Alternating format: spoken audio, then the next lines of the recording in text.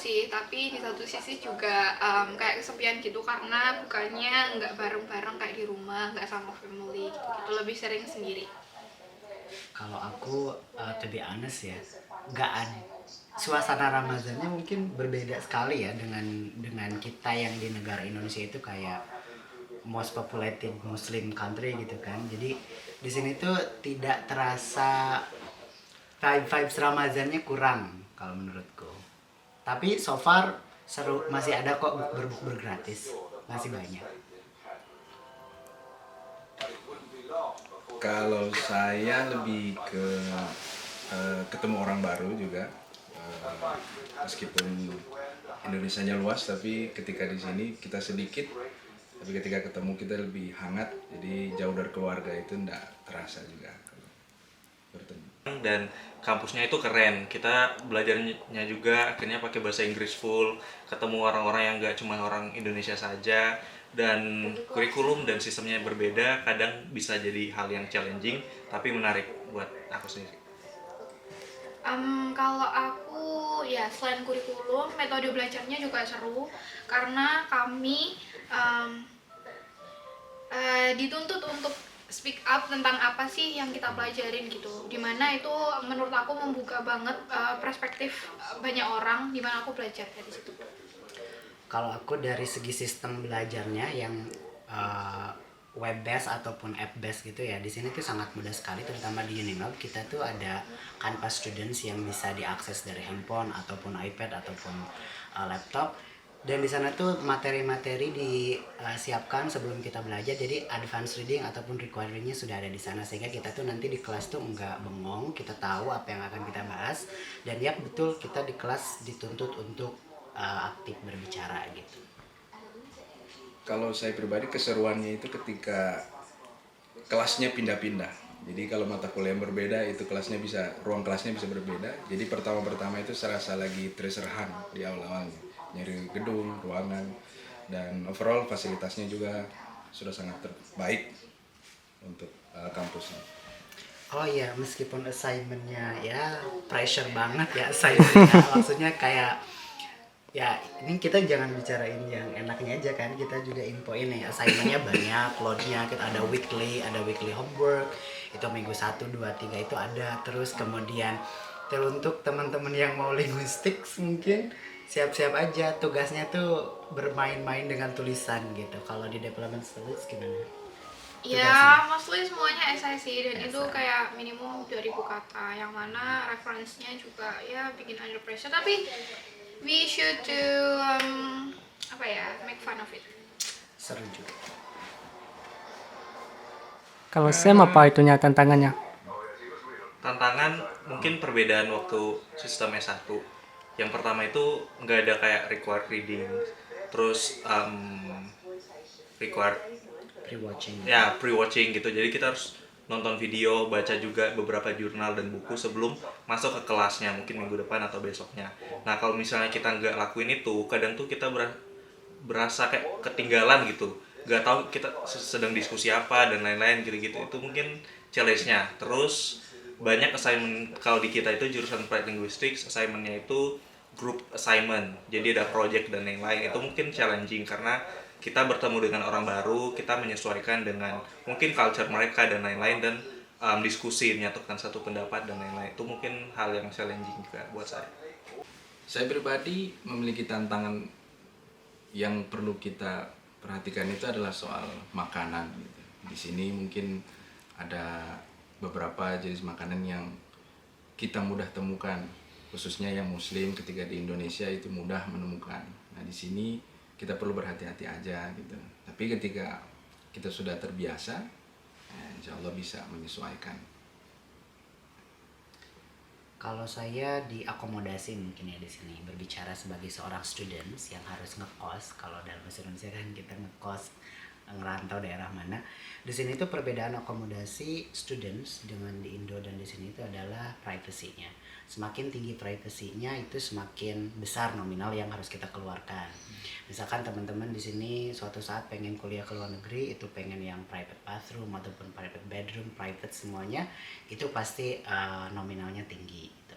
Itu perbedaan yang di sini tuh dimana itu dijual dan memang security-nya top.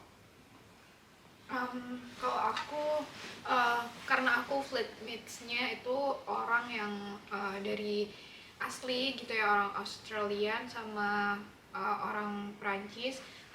Kita punya culture yang beda-beda, di mana yang mana beberapa kali kita ketemu misunderstanding atau mungkin miskomunikasi gitu. Jadi apapun harus dikomunikasikan. Kalau mau flatmates-nya itu ya akur gitu. Tapi sejauh ini aku nggak ada masalah sih.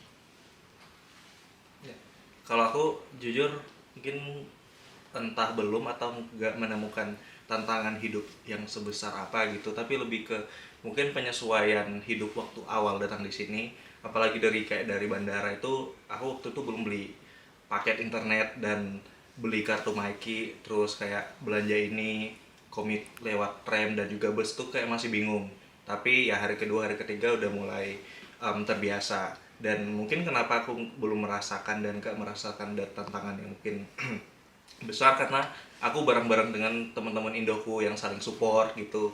Kalau ada apa-apa kita saling sharing dan encourage one to another gitu. Terus selalu sharing keluarga, video call dan lain-lain. Jadi berasa tuh gak sendiri di sini. Mungkin itu yang aku rasain sekarang sih. Kalau dari aku, kenapa ngambil Applied Linguistics di Unimelb?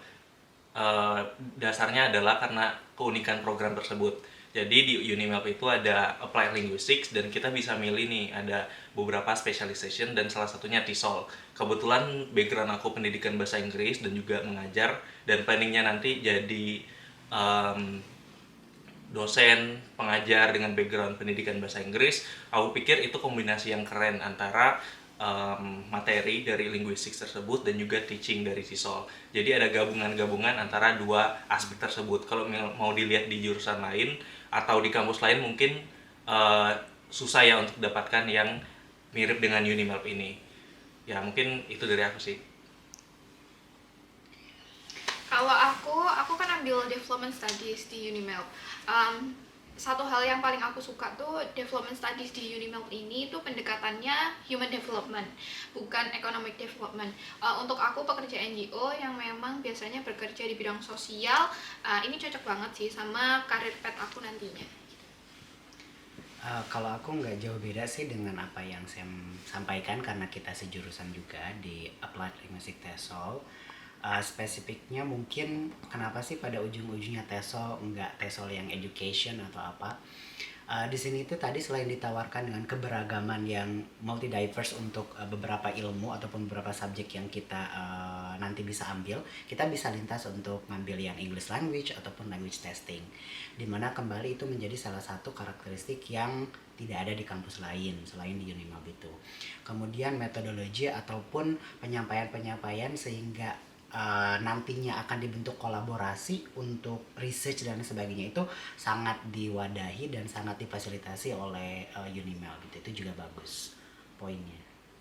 Ya, kalau saya pribadi itu berawal dari mentor saya ketika saya kembali ke kampus. Ada 2 orang dosen saya alumni dari Unimelb. Jadi expose terbesar saya adalah tentang Unimelb itu sendiri, dan jurusan yang saya pilih pun itu berhubungan dengan pekerjaan saya saat itu. Dan kemudian kami sudah berdiskusi tentang penjurusan nanti, sama halnya dengan teman saya sebelumnya. Ya, saya memilih language testing hanya karena ada beberapa persoalan yang perlu kami bereskan ketika saya sudah selesai. Jadi harapannya adalah kuliah di Unimelb, khususnya Applied Linguistics, di mana specialization-nya language testing, itu bisa mengarahkan kemana problem-problem itu untuk bisa diselesaikan. Terima kasih. Ya, bagi kalian yang akan ataupun berminat untuk studi ke luar negeri, khususnya Australia, yang pertama cari tahu dulu bagaimana studi itu sendiri, entah mungkin mau ke kampus mana. Yang kedua, coba untuk melamar. Dan yang terakhir itu berdoa, semoga bisa dimudahkan berikutnya. Kalau dari aku, teman-teman kalau yang berminat dan harus berminat ya kuliah di luar negeri.